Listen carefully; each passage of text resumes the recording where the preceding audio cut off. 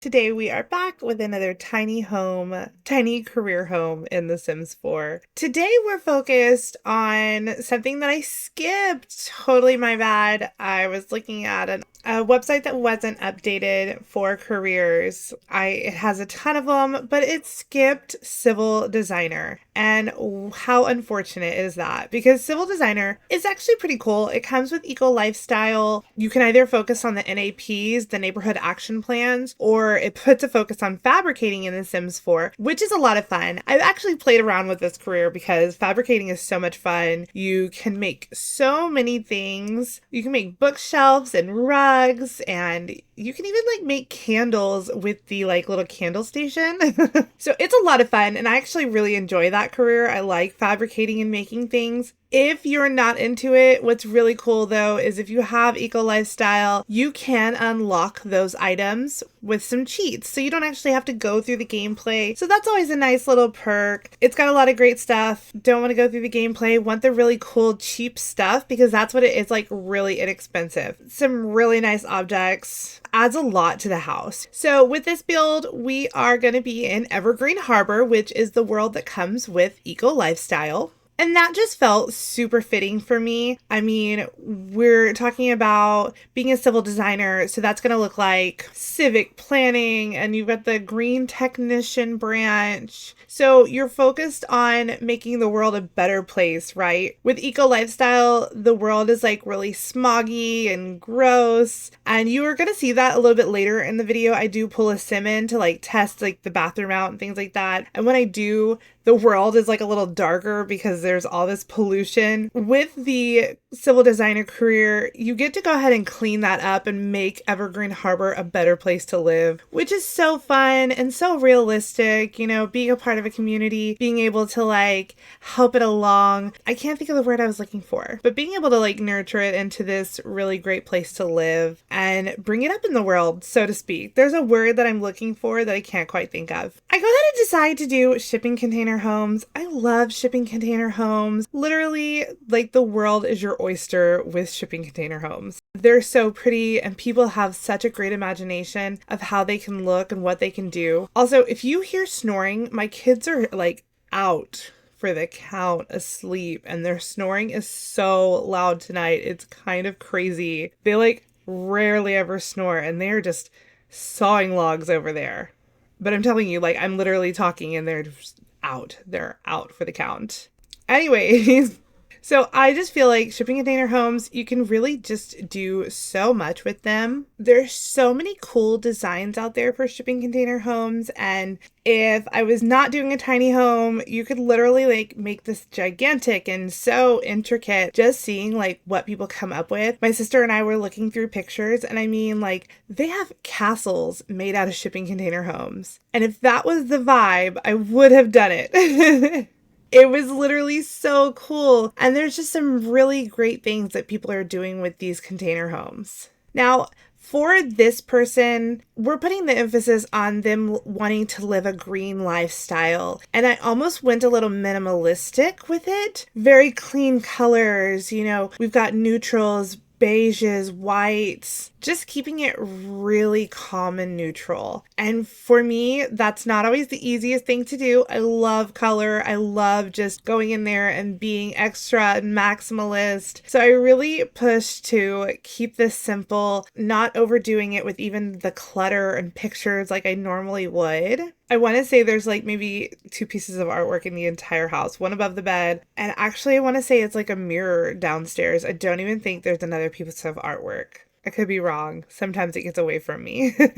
Now, if you haven't seen these videos of mine before, what we're doing right now is a series of tiny homes in The Sims 4, but they're career tiny homes. So if you've ever played with tiny homes, and if you haven't, so here's the thing to know about them. You can do tiny home residentials, and you can build within the limits of 34 tiles, 64 tiles, and 100 tiles. Each of those tiers give you different perks. So in the 34 micro home, you're going to get the best perks. Oh my gosh, so many things. So You're going to get your bills are cheaper. Your sim is always happy. You're going to get extra skill gain. And the list literally goes on. Like your plants are going to grow faster. And it's just like OP for your gameplay, honestly. With the tier 2, which is what I'm doing right now, I do a lot of tier 2. It's kind of that like middle ground. It's a little easier to do. You're still going to get cheaper bills, you're going to get a happy moodlet, and you're going to get some skill gain, some quicker skill gain, which is really great for your career. Your 100 tier, your small home, you're like happy, your bills are cheaper, but you're not getting that skill gain. And so what we really want to focus on with these homes is skill gain. So we're talking about these being for careers, right? So whatever your career may be, you're going to need some skills. So for a civil designer, depending on the branch you get into, you're going to want some handiness skills. You're going to want fabrication skills. You're going to need some logic and some handiness skills. I will put skill gain items in the house so that you're able to work on those skills for your career in hopes that you'll move along in your career just a little bit faster than if you were in a normal home. So I've been doing the series for, I don't know, a couple months now, kind of using every other video to progress because there's a lot of careers in The Sims. I'm even doing part-time jobs because I think that they're a lot of fun, and sometimes that's what you want. You want a part-time job. You want your sim just to kind of do something to bring in some money, but you want to focus on something else. Or maybe you don't even want a job. You just want to paint, sell your paintings, sell your artwork, and make money that way. Well, we're including those too. So we are in the C's. I had skipped civil designer. How dare I know. But we have come back. We're doing civil designer, and then we're going to continue on in the C's. Next up, we'll be doing like the conservationist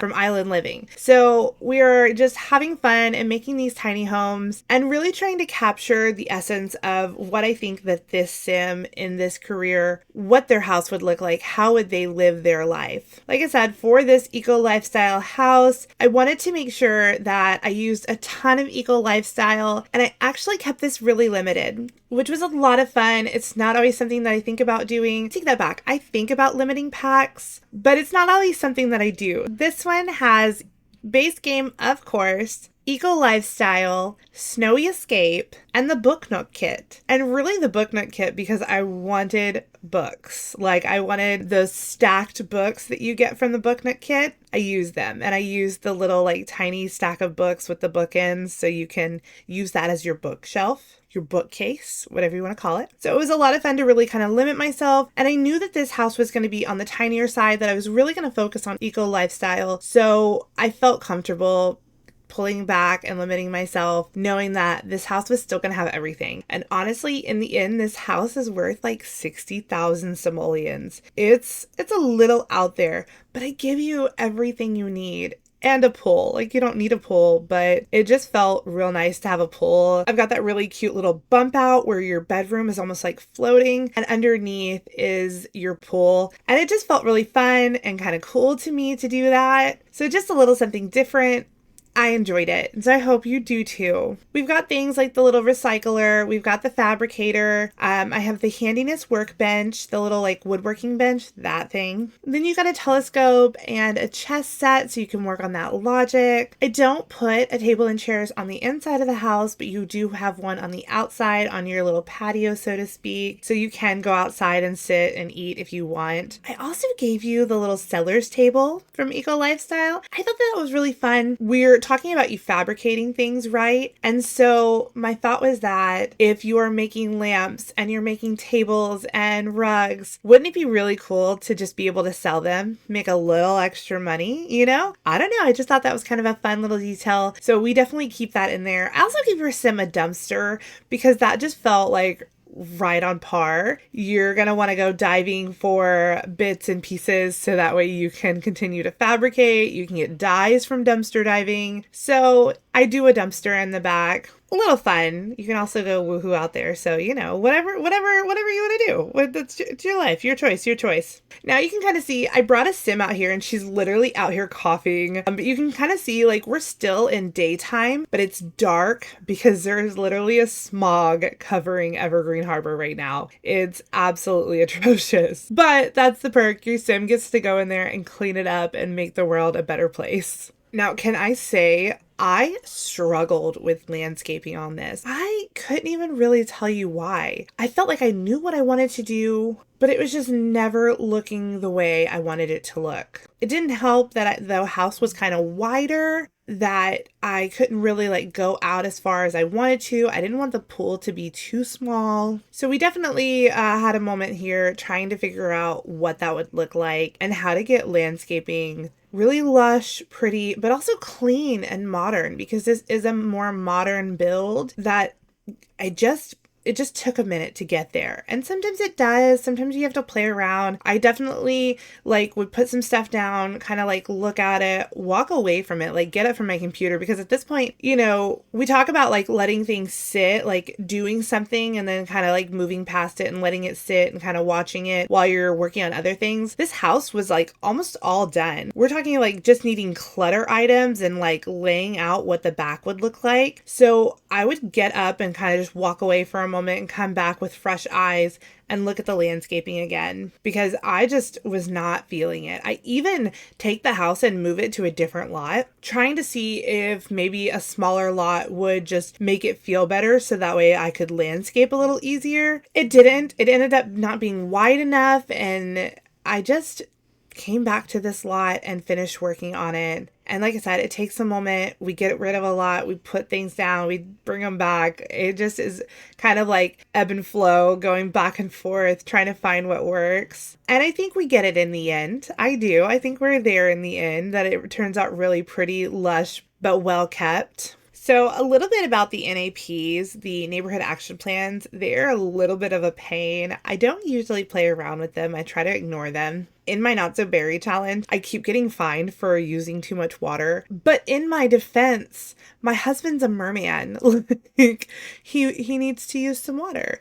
And we just use a lot of water. And so I constantly get fined, and they're like, we're going to fine you every day until you bring your water usage down. So it's stuff like that. One I think is really funny, one of the action plans is like juiced community. So everyone's walking around juiced, and they all have like a dazed moodlet. It's kind of funny. They have like the power conservation, water conservation, like I said. And then they have things like roughhousing encouraged, where everyone's just like going around fighting each other, or free love, and I'll let you take that and do with what you will.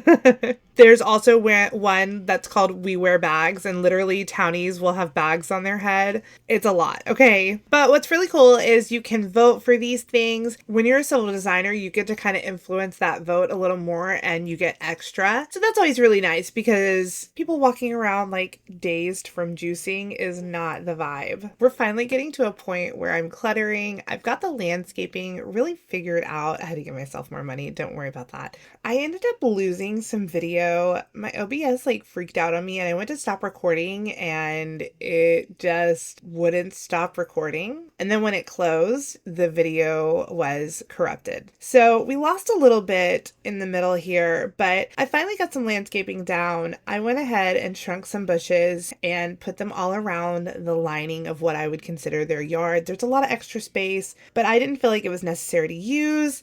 And then I used some wildflowers and the low-lying flowers, and just trying to make it feel really lush and pretty, and just someplace that feels like this person cares about the world. Now I'm getting in here and finally getting to clutter these shelves that I put above the kitchen counters. I do add clutter here, and I do add clutter a little bit elsewhere, but this is like your pantry, so to speak. So maybe you've got some cookbooks up there, you got your knives, salt, pepper, some plants, paper towels, like little things like that I felt like were kind of necessary. You're in a small house, so you're going to utilize all the shelving space you can, and I think it turns out really pretty in the end. So at this point, we are really just finishing up last minute clutter items, plants. I'm deciding if I want curtains. I did keep this house very open, lots of natural sunlight, felt very right. But with that, there's not a whole lot of good curtains to use with the packs that I chose. So we kept it kind of simple, put some curtains in the house, and then left other parts open, which I felt like was very cool.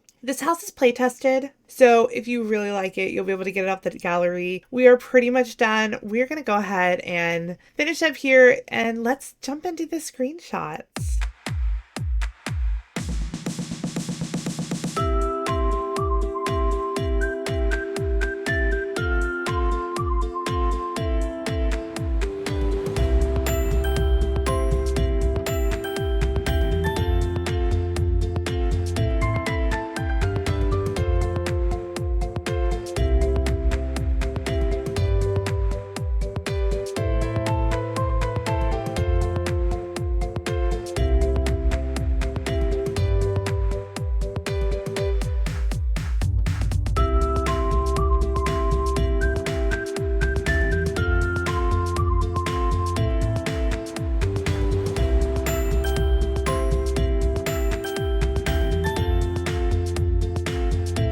you like this video. If you do, make sure to like, comment, subscribe. Keep coming back for more. I have a long list of careers to continue making tiny homes for. If you want this build for yourself, you can definitely have it. My EA ID is katxthrash, just like the name here on my YouTube channel. I hope you have a great night wherever you are. Bye, y'all.